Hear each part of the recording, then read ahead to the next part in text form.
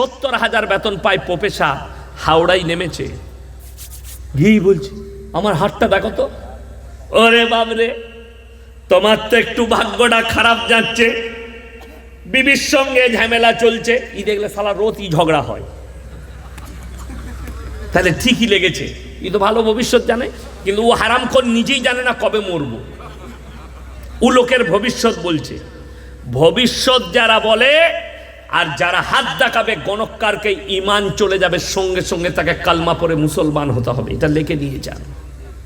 সে বলে দিচ্ছে তোর ভাগ্য খারাপ যাচ্ছে, কিন্তু দুঃখের বিষয় যে জিজ্ঞেস করছে সে 1 লাখ বেতন পায়।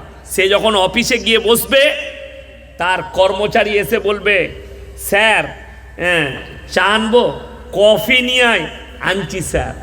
কাপটা এরকম ডিশের ওপরে কাপ নিয়ে এসে এরকম করে ধরিয়ে দিবে, স্যার প্লিজ কফি দাও। আর যে ওইখানে বসে আছে সে বলছে এই পাথরটা নিয়ে যাও, তোমার ভাগ্য ফিরে যাবে, এই পাথরের আংটি করলে তোমার বিবি ভালোবাসবে। তাই লিখছে, কিন্তু একবারও বলতে পারছে না। ওই যে পাথর বেচছে ছিঁড়া চটে বসে আছে, যে লিখছে সে অফিসে বসে কাপ আর ডিশে চা পায়, সে অফিসে বসে কর্মচারীকে অর্ডার করে অমুক রেস্টুরেন্টে গিয়ে আমার লেগে চিকেন তন্দুরি লেগ পিস নিয়ে এসো, গাওয়া ঘিয়ের পরোটা না হলে কুলচা নিয়ে এসো। আর যে পাথর বেচছে হারামখোর, আর একটা পাথর বিক্রি হলে ও কি খেতে পায়? 3টে পরোটা, আনলিমিটেড তরকারি, একটা ডিম সিদ্ধ, 1 টুকরো পেঁয়াজ। ওই মালটা খেতে পায়, 30 টাকার মাল। আর যে লিচ্ছে সে 300 টাকা প্লেট ভাপা ইলিশ, গোলদা চিংড়ি, আপনার পাবদা মাছ, যেটা চাইবে তার টেবিলে হাজির হবে। যে দিচ্ছে পাথরটা তাকে একবারও বলতে পারছে না যে ভাগ্যের পাথরটা আমাকে দিচ্ছিস, তুই তোর গলায় বাঁধ, তুই কেন ছিঁড়া চটে বসে কাল থেকে মমতা খালার পাশে থাকবি? তোর তো নিজেরই হারামখোর ভাগ্যটা ঠিক নাই, ছিঁড়া চটে বসে। এই আমাদের দেশে শুনেলেন সব থেকে উঁচু পদে কে আছে? ভারতের সব থেকে উঁচু পদে কে? কথা বলে না? রাষ্ট্রপতি, প্রধানমন্ত্রী? না না, এরা কেউ নয়। সব থেকে উঁচু পদে যারা আছে তারা হচ্ছে হিন্দু ভাইদের বাবারা আর আমাদের দেশের ভণ্ড পীররা। মুসলিমদের ভণ্ড পীর আর ওদের ভণ্ড বাবারা। দেশের প্রধানমন্ত্রীও পায়ে মাথা টুকে। আমি অবাক হয়ে গেছি একটা জিনিস দেখে, কুম্ভ মেলায় ন্যাংটো সাধুরা তারা ঘুরে বেড়াচ্ছে, মানুষটাকে ভগবান বলে প্রমাণ করছে। হাই রে ভারতবর্ষ, কি দেশে বাস করছি, গর্ব হচ্ছে যে এমন একটা দেশে বাস করছি। ন্যাংটো বাবারা ঘুরতে পায়, কিন্তু একটা মুসলিমদের মেয়ে বোরকা পরে কলেজে গেলে তাকে কোর্টে কেস লড়তে যেতে হয়। কত বড় দুঃখজনক! এটা আমি ভাবার কথা বলে গেলাম আপনাদিকে। আমাদের দেশে ন্যাংটো ঘুরে বেড়ালে তাদের কাছে লোক প্রণাম করে, তাদের পায়ে প্রণাম। হিজাব পরে আর বোরকা পরে স্কুলে যায়, তাকে কোর্টেতে কেস লড়তে হয়। স্কুলের ম্যাডাম, স্কুলের টিচার তার বোরকা খুলে দেয়, হিজাব খুলে দেয়। কত বড় দুঃখ! ওই জন্য গালি যা দিবে দাও, কিন্তু আমি আমার জায়গায় স্টেন আছে। আর আমি গোল আলু বক্তা লয় যে দাওয়াত দিবে মালটাকে যা বলবো তাই বলবে। আমি আমার কথা বলবো, আমি কোরআন হাদিস বলবো। তোমার কোথায় ঘা হবে তুমি মহলম লাগাবে। কথাটা বুঝতে পারেননি? মহলমটা তুমি লাগাবে তোমার যেখানে ঘা হবে, আমি কিছু করতে পারবো না। তুমি খালি এসে দলিল দিয়ে যাবে এটা হাদিস কোরআনে নাই, আমি অন্যায় স্বীকার করে দেব। তো আমি জলসা শুরু করব, তার আগে আমি আপনাদেরকে গুছিয়ে নিচ্ছি। গুছানো, আপনি আমি যেটাকে ইসলাম ভেবে চলছি, ইসলাম কিন্তু এর ভেতরে নাই। নামাজ, রোজা, তসবিহ, তেলাওয়াত, হজ, যাকাত, এইটা কি মুসলমান মনে করেছে এইটাই হচ্ছে ইসলাম, এর বাইরে আর কিছু নেই। কিন্তু পরিপূর্ণ ইসলাম হচ্ছে একটা জীবন ব্যবস্থার নাম। মাথা থেকে পা পর্যন্ত যে জীবন ব্যবস্থাটা রসুল আকরম সাল্লাল্লাহু আলাইহি সাল্লামের আদর্শে, কোরআন হাদিসের আদর্শে ভরা। ওইটা হচ্ছে অরিজিনাল ইসলাম। আপনি যেটাকে ভাবছেন, দেখুন এখানে যতগুলো মুসলমান টুপি দাড়িওয়ালা বেনামাজি যারাই বসে আছে, কম বেশি সকলে জানে প্রত্যেকটা মুসলমানের জন্য দ্বীনি শিক্ষা অর্জন করা কি ফরজ। কিন্তু আমি বলে যাচ্ছি এই থানাটা কোন থানা? পান্ডুয়া থানা। পুরো পান্ডুয়া থানায় যদি সমীক্ষা করা হয় 100 জনের মধ্যে 80 জনের কাছে দ্বীনি শিক্ষা নাই। ঠিক বললাম না ভুল বললাম? যদি কেউ বাপের বেটা হন আর যদি বলেন যে ভুল বললেন, তুমি খালি আমার সামনে আর আমি তোমাকে দিয়ে প্রমাণ করাবো তোমার কাছেই নাই। এটা চ্যালেঞ্জ। আলেম তালবিলিম ছাড়া, নামাজি ছাড়া একজন যদি বলতে পারেন, 3টে কোয়ালিটির নামাজি তৈরি হয়েছে আমাদের দেশে। নাম্বার 1, 5 ওয়াক্তের নামাজি, আলহামদুলিল্লাহ তারা মসজিদে যায়।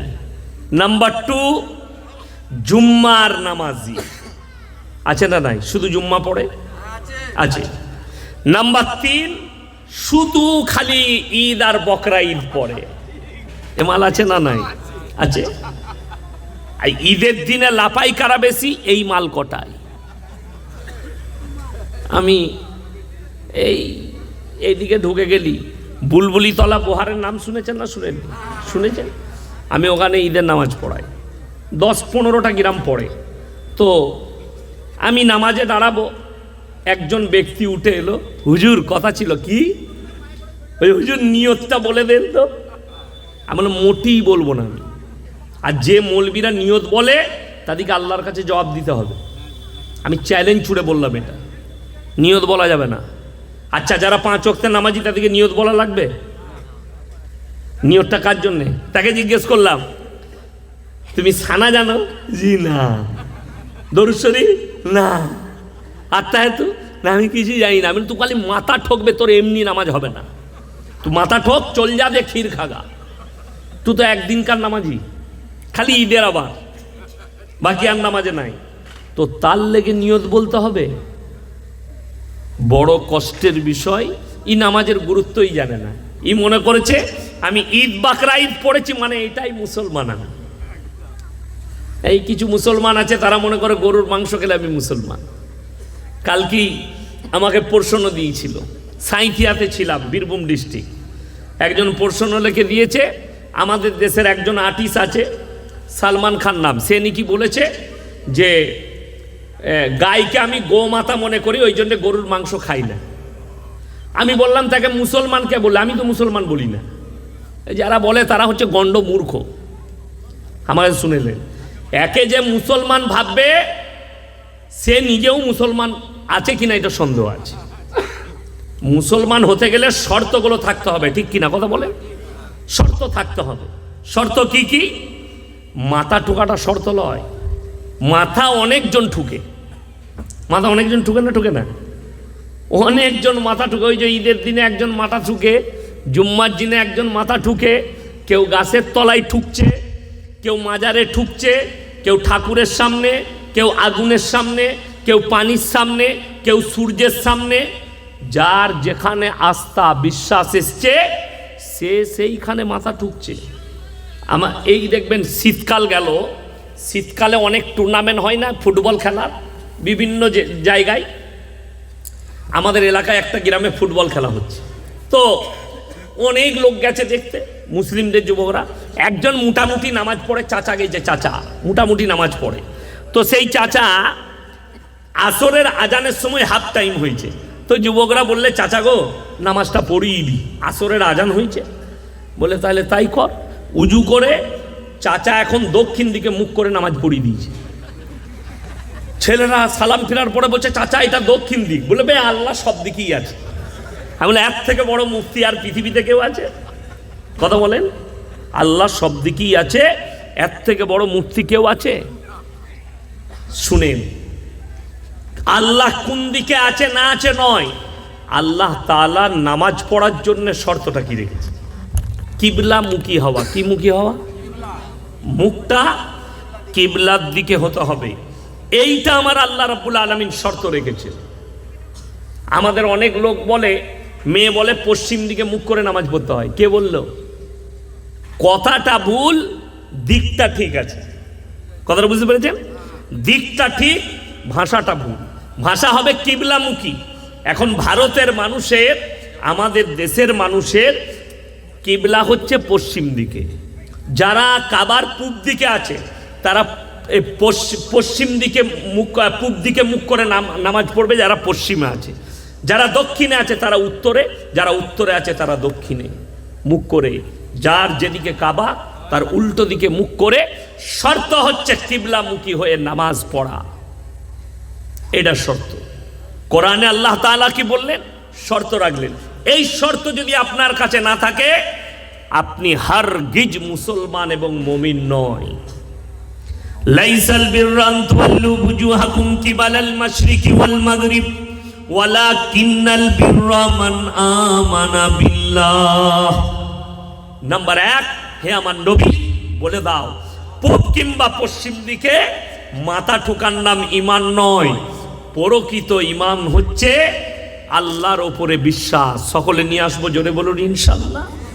ওয়াল ইয়াউমিল আখির, আমার পরকালের প্রতি। ওয়াল মালাইকাতি, আমার ফেরেশতাদের প্রতি।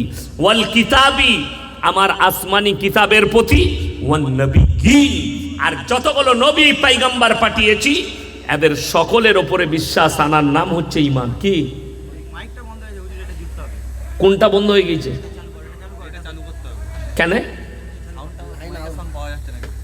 পেতে হবে না? এইখানে এসে বসু, দূরে যেতে হবে না। মাধ্যমিকের পরীক্ষা আছে, আমি এমনি জলসা করতাম না। বাইরে দিবার তো দরকার না। আপনারা শুনতে পাচ্ছেন না? পাননি? পাচ্ছেন? মহিলারা, আর মহিলা দিকে শুনিয়ে লাভ কি আর আছে? আচ্ছা দাও দাও দাও দাও দাও দাও, যা আগুন লাগাবার লাগিয়ে দিয়ে যায়, দিয়ে দাও। এইখান থেকে দেন, এইখান থেকে দেন, বাস। আরে আমি যে মাইকটা লাগাইছি এটার পাওয়ার এই জানে কত আছে। ঠিক বলেছি না? এই মাইকগুলো 3-4টা সমানের একা পাওয়ার, এবং নিচ্ছে না সেটা আলাদা ব্যাপার। চলুন, প্রত্যেকটা মুসলমান ভাই, এই যে কথাগুলো বললাম 5টা কথা, তার মধ্যে যখনই আপনি আল্লাহর উপরে বিশ্বাস আনবেন, আল্লাহর সমস্ত হুকুম আপনার উপরে লাগু হবে না? হবে না? কথা বলেন। যাকে আপনি বিশ্বাস করবেন তার কথা মানতে হবে না? হবে না? মানতে হবে। আপনার সৃষ্টিকর্তা আল্লাহ, আপনি বিশ্বাস করলেন যে আমার সৃষ্টিকর্তা আল্লাহ, তখন আল্লাহর প্রত্যেকটা হুকুম আপনাকে মানতে হবে। তাহলে জানতে হবে যে সেই ব্যক্তি যে নিজেকে মুসলমান দাবি করছে, আল্লাহর সব হুকুম মানছে কি মানছে না। নাম্বার 1, আল্লাহ এক এবং অদ্বিতীয়। আল্লাহ কজন? একা।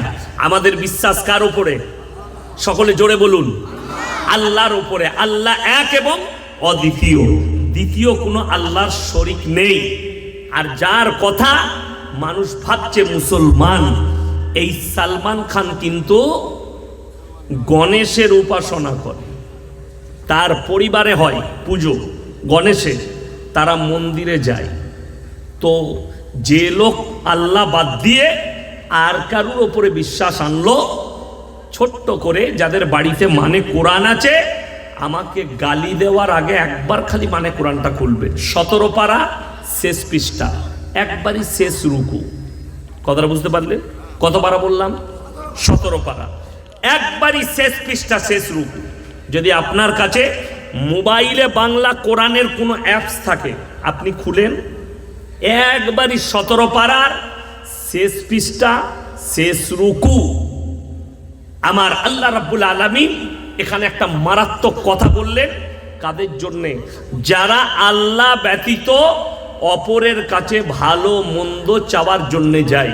এখানে মারাত্মক দুটো দলিল দেবো, একটা পয়গম্বরের আর একটা আল্লাহ নিজে দলিল দিয়েছেন নিজের সম্পর্কে। ইয়া আইয়ুহান নাসু যুরিবা মাসালুন ফাসতামিউ লাহ ইন্নাল্লাযীনা তাদউনা মিন দুনিল্লাহি লা ইয়াখলুকু দুবাবান ওয়ালা বিজতামাউ লাহ ওয়া ইয়াসলুবুহুমুদ দুবাবু শাইআন লা ইস্তানকিদুহু মিন। হে আমার নবী, পৃথিবীর মানুষকে বলে দাও, তোমরা যাদের কাছে ভালো মন্দ চাও তাদেরকে জিজ্ঞেস করো, তারা একটা মাছি সৃষ্টি করারও ক্ষমতা রাখে না। এটা কোরআন। মাছি সৃষ্টি অনেক দূরের কথা। মাছি যদি আপনার প্লেট থেকে কোনো কিছু ছিনিয়ে নিয়ে যায়, সেটা উদ্ধার করারও তোমার ক্ষমতা নেই। তুমি যাকে সৃষ্টিকর্তা ভেবেছো, ভালো মন্দের মালিক মনে করেছো, সেটাও উদ্ধার করতে পারবে না। তারা হচ্ছে শক্তিহীন, আর আমি আল্লাহ হচ্ছি শক্তিশালী। জোরে বলুন সুবহানাল্লাহ। ইব্রাহিম আলাইহিস সালাতু ওয়াস সালামের আব্বা জানের 3টে কাজ ছিল। কটা বললাম? 3টে। অনেক মুসলিম ব্যবসায়ী আছে, দেখবেন মেলাতে দোকান লাগায় না, মনোহারি বিক্রি করে, খেলনা বিক্রি করে। তবে বলে দিই, কোনো মুসলমান ডল, পুতুল, বাঘের পুতুল, মানুষের পুতুল, এই ধরনের কোনো কিছু বিক্রি করলে হারাম, তার ইনকাম হারাম হবে। কেন? ইব্রাহিম নবীর বাপের 3টে কাজ ছিল। নাম্বার 1, মূর্তি তৈরি করা। নাম্বার 2, মূর্তি বিক্রি করা। নাম্বার 3, আরো মারাত্মক অপরাধ, সেটা হচ্ছে মূর্তির উপাসনা করা। 3টে কাজ। যদি কোনো মুসলমান কোনো কারখানায় কাজ করে আর তারা যদি মূর্তি তৈরি করতে দেয়, তার জন্যে সেই কারখানায় কাজ করা যাবে না। তার থেকে ভালো মাঠে আলু চাষ করো, তার থেকে ভালো লোকের ঘরে ঝাড়ু দাও, রাজমিস্ত্রি লিভার খাটো। কিন্তু যে জায়গায় আপনার ইমান নিয়ে খাতরা হবে, যে জায়গায় আপনার আল্লাহ বিরোধী কাজ হবে, তোমাকে রুখে দিতে হবে, হয় হাতের দ্বারা, তা না হয় জুবানের দ্বারা, তা না হয় ওই জায়গা থেকে ঘৃণা করে আপনাকে সরে আসতে হবে। ইব্রাহিম নবী নিজের আব্বাজানকে দাওয়াত দিয়েছেন কি বলে? ইস ক্বালা লিআবিহি ইয়া আবাতি লিমা তা'বুদু মা লা ইয়াসমাউ ওয়া লা ইউবসিরু ওয়া লা ইউগনি আনকা শাইয়্যা। হে আমার আব্বাজান, আপনি কাদের উপাসনা করছেন? যারা হাত পা নাড়তে পারে না, যাদের নিজস্ব কোনো যোগ্যতা নাই, যারা চলতে পারে না, আপনার কোনো উপকারে আসে না, আপনি তাদের কি করে উপাসনা করছেন? রেওয়ায়েতে আছে, ইব্রাহিম নবী একটা উনার আব্বার হাতের তৈরি করা পুতুল ধরে ছুঁড়ে দিলেন, চূর্ণ বিচূর্ণ হয়ে গেল।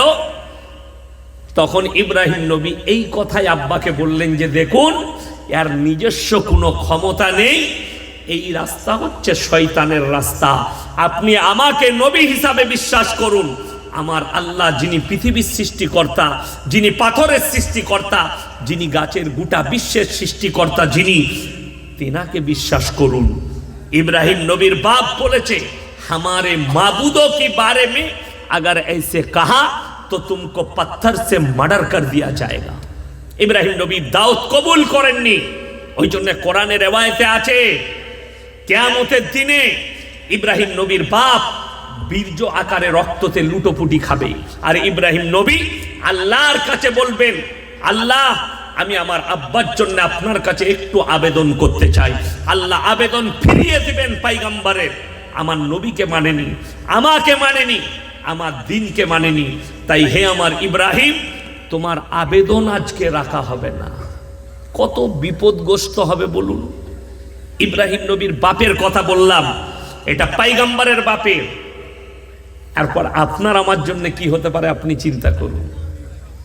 ভারতবর্ষে বর্তমানে, আমি এরপরে বক্তব্য শুরু করছি, বর্তমানে 30 কোটি মুসলমান আছে, তার মধ্যে 10 কোটি মুসলমান আছে কিনা এর মধ্যে সন্দেহ আছে।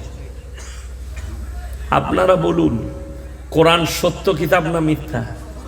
হাত তুলে বলুন, সকলে জোরে বলুন বিশ্বাস করি, ইনশাআল্লাহ বিশ্বাস করেন। দেখুন, মুসলমান মুখে একটা কথা বলে, আমল কিন্তু একদম ভিন্ন, আলাদা। মুখে বলে আমি আশিকে রাসূল, কিন্তু আমল একদম পুরো নবীজির বিরুদ্ধে। তার প্রমাণ বলে দিই। আচ্ছা, দাড়ি কাটাটা নেকির কাজ না দাড়ি রাখাটা? দাড়ি রাখা। 100টার মধ্যে 80টা লোক সেলুনে বসে মুসলিম নিজের দাড়িটা চেঁচে দেয়। ঠিক বললাম না ভুল বললাম? তাহলে যে লোক নিজে থেকে দাড়িটা চাচ্ছে, এই গুনার কাজ করলো না? করলো, অথচ এ লোক বুক ফুলিয়ে চায়ের দোকানে বলে আমি খাঁটি মুসলমান, অথচ এর থেকে বড় রসুলের দুশ্মন আর কেউ নাই। ঠিক বললাম না ভুল বললাম? আমি আপনাকে প্রমাণ দিচ্ছি কোরআন কেমন মুকাদ্দাস কিতাব। যতগুলো আলেম বড় বড় মুহাদ্দিস শেখ মুশায়েখ কিতাব লিখেছেন, অনেক কিতাব, আমার আব্বাজি অনেক বই লিখেছেন। একটা মৌলবীর লেখা বই নিয়ে আসুন, একটা কোনো মনীষীর লেখা বই নিয়ে আসুন যার হেডিংয়ে লিখেছেন আমার লেখার মধ্যে কোনো ভুল নেই, এরকম বই কারো কাছে আছে? নাই।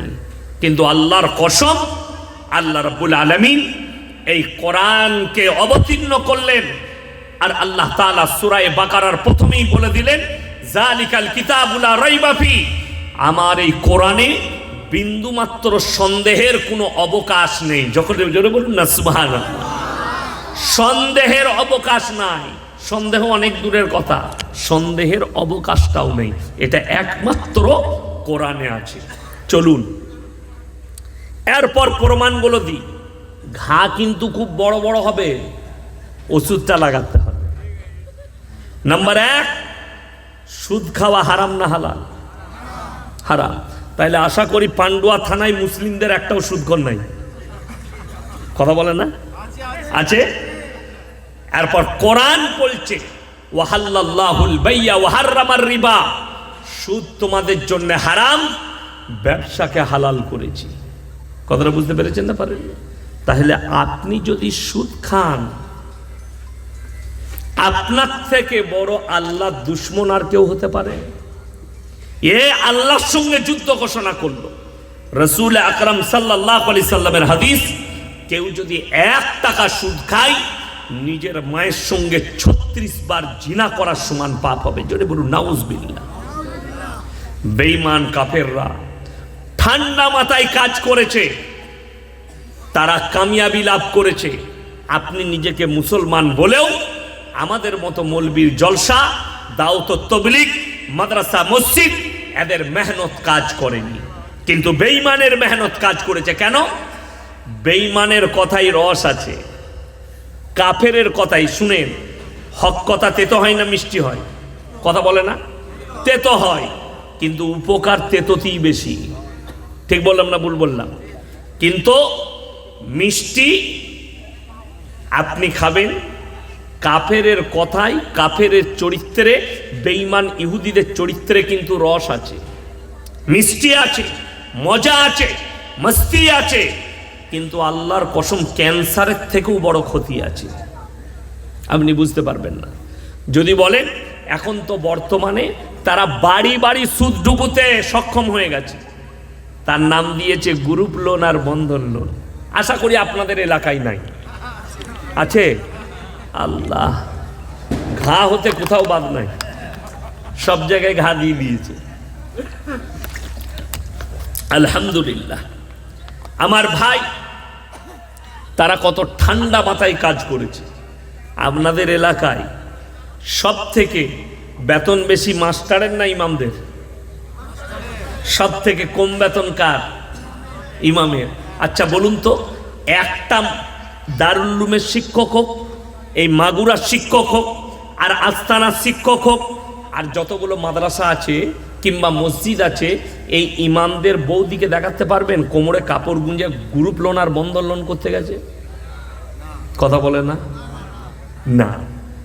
6,000-এ 10,000-এ ইমামের এত বরকত হয়েছে যে তার বউকে রাস্তায় বেরাতে হলো না, বার হতে হলো না। আর তুমি টোটো চালাও, 20,000 রোজগার করে পান্ডুয়ায় টোটো চালিয়ে, মাগুরা থেকে পান্ডুয়া যাতায়াত করে দিনে 1,000, মাসে 30,000 হারামখোর রোজগার করে, সেই টাকাতেও বরকত হয় নাই। বউকে বলেছে পেট বার করে আর পিঠ বার করে কোমরে কাপড় গুঁজে গ্রুপ লোন লিয়াই। কথাটা বুঝতে পারেননি? গালি আমাকে যত দিবে দাও, ইমানদারির সঙ্গে বলবেন। আল্লাহর কসম খেয়ে বলছি, আমাকে গালি দিলে কোরআনের আয়াত পাল্টাবে? রাসূলের হাদিস পাল্টাবে? হারামটাকে হালাল করা যাবে? তুমি ইমামকে গালি দিয়ে তুমি নিজের ক্ষতি ডাকছ। তুমি আমাকে গালি দিতে পারবে নিজের জবানে, কিয়ামতের দিনে তোমাকেও আল্লাহ দাঁড় করাবে, আমার মতো মৌলবীকেও আল্লাহ দাঁড় করাবে। তুমি খালি চিন্তা করো তোমার হারাম সম্পর্কে তুমি হিসেব কি করে দিবে। আর আল্লাহ রাসূল সাল্লাল্লাহু আলাইহি সাল্লামের হাদিস, যারা আল্লাহর রাস্তায় দিনের পথে থাকবে আল্লাহ মৃত্যুকাল পর্যন্ত ইজ্জতের রুজি দান করবেন। সকলে জোরে বলুন সুবহানাল্লাহ। আমরা মৌলবীরা আল্লাহর রাস্তায় দিনের পথে জীবনকে অতিক্রম করছি, রুজি আল্লাহ মাপেন। সকলে বলুন রুজির মালিক কে? আল্লাহ। রুজির মালিক যদি আল্লাহ হয়, আপনাকে আমি দেখিয়ে দেবো কত মারাত্মক কথা বলছি। লটারির টিকিট কাটা হারাম না হালাল? হারাম। যদি হারাম হয় আপনি আমার সাথে পান্ডুয়া বাজারে সকালে চলুন, আমি দেখিয়ে দেবো মুসলমান লটারি কাটছে, মুসলমান লটারি বিক্রিও করছে। ঠিক বললাম না ভুল বললাম? মুসলমান লটারি বিক্রি করছে। হারাম হলে, লটারি হালাল হলে আমরা মৌলবীরা ইমামরা রোজ এক ঘর করে কাটতাম, যে 1 কোটি লেগে গেলেই ইমামতি ছেড়ে দেবো। কথাটা বুঝতে পারেননি? লটারি যদি কেউ বলে হাদিসে কোরআনে কোথায় হারাম আছে শুনেলেন? তুমি ভাত খাও না? খাও না? খাই, ভাত খান। তো এই পান্ডুয়াতে মোষ জবাই হয় না? হয় না? হয়। যদি কোনো বাপের বেটা মৌলবি আর মুহাদ্দিস, চ্যালেঞ্জ ছুড়ে গেলাম গোটা পান্ডুয়া থানায়, যদি একটা হাদিস দেখাতে পারে নবীজি কিংবা সাহাবী কেউ মোষের মাংস খেয়েছে, আমি জীবনে সমাজের বুকে বক্তব্য দেব না। একটা হাদিস নাই। এখানে আলেম বসে আছে, তারা জানে। কিন্তু কেন হালাল? এটা হচ্ছে ইজমা। সেটা কি? কোরআনে আছে গরুর আচরণের যতগুলো প্রাণী আছে তোমাদের জন্য হালাল করা হয়েছে। এই ইজমার উপরে আলেমরা, মুহাক্কিকিনরা, মুহাদ্দিসিনরা এটাকে হালাল করেছে। কথাটা বুঝে এসছে তো? তুমি যেটা বলছো হারাম কোথা থেকে বলে দিই। ভাগ্যের মালিক কে? সকলে জোরে বলুন কে? আল্লাহ। আজকে দুঃখ কোথায় জানেন? সকালবেলায় উঠে পান্ডুয়া প্ল্যাটফর্মে যান, চাপুন ট্রেনে, হাওড়ায় যদি নামেন 1 নম্বর প্ল্যাটফর্ম দিয়ে বেরোবেন সকালবেলায়, ঠিক 8টার লোকালে গিয়ে নামেন, দরজায় একদম হাওড়া ব্রিজের দিকে উঠতেই 3-4 খানা হারামখোর বসে আছে, মাথায় সরষের তেল লাগিয়ে, ছিঁড়া চট বিছিয়ে, আর ওখানে অ্যাটার্জি খুলে রেখেছে। সামনে একটা ফালনামা আছে, ফালনামা কি বুঝলেন? ওটা আবার তার নাম দিয়ে আছে আবার অমুক জ্যোতিষী। হাত দেখছে। পান্ডুয়াতে বাড়ি, 1 লাখ টাকা, কলকাতায় উন্নয়ন ভবনে চাকরি করে 1 লাখ বেতন পায়। বর্ধমানে বাড়ি, 70,000 বেতন পায় প্রফেসর। হাওড়ায় নেমেছে, গিয়ে বলছে আমার হাতটা দেখো তো। ওরে বাবরে, তোমার তো একটু ভাগ্যটা খারাপ যাচ্ছে, বিবির সঙ্গে ঝামেলা চলছে। ই দেখলে সালা রোজই ঝগড়া হয়, তাহলে ঠিকই লেগেছে। ই তো ভালো ভবিষ্যৎ জানে, কিন্তু ও হারামখোর নিজেই জানে না কবে মরবো। ও লোকের ভবিষ্যৎ বলছে। ভবিষ্যৎ যারা বলে আর যারা হাত দেখাবে গণককারকে ইমান চলে যাবে, সঙ্গে সঙ্গে তাকে কালমা পড়ে মুসলমান হতে হবে, এটা লিখে নিয়ে যান। সে বলে দিচ্ছে তোর ভাগ্য খারাপ যাচ্ছে, কিন্তু দুঃখের বিষয় যে জিজ্ঞেস করছে সে 1 লাখ বেতন পায়। সে যখন অফিসে গিয়ে বসবে, তার কর্মচারী এসে বলবে স্যার চা আনবো? কফি নিয়ে আয়। আনছি স্যার। কাপটা এরকম ডিশের ওপরে কাপ নিয়ে এসে এরকম করে ধরিয়ে দিবে, স্যার প্লিজ কফি দাও। আর যে ওইখানে বসে আছে সে বলছে এই পাথরটা নিয়ে যাও, তোমার ভাগ্য ফিরে যাবে। এই পাথরের আংটি করলে তোমার বিবি ভালোবাসবে। তাই নিচ্ছে, কিন্তু একবারও বলতে পারছে না। ওই যে পাথর বেচছে ছিঁড়া চটে বসে আছে, যে লিখছে সে অফিসে বসে কাপ আর ডিশে চা পায়। সে অফিসে বসে কর্মচারীকে অর্ডার করে অমুক রেস্টুরেন্টে গিয়ে আমার লেগে চিকেন তন্দুরি লেগ পিস নিয়ে এসো, গাওয়া ঘিয়ের পরোটা না হলে কুলচা নিয়ে এসো। আর যে পাথর বেচছে হারামখোর, আর একটা পাথর বিক্রি হলে ও কি খেতে পায়? 3টে পরোটা, আনলিমিটেড তরকারি, একটা ডিম সিদ্ধ, 1 টুকরো পেঁয়াজ। ওই মালটা খেতে পায়, 30 টাকার মাল। আর যে লিচ্ছে সে 300 টাকা প্লেট ভাপা ইলিশ, গোলদা চিংড়ি, আপনার পাবদা মাছ, যেটা চাইবে তার টেবিলে হাজির হবে।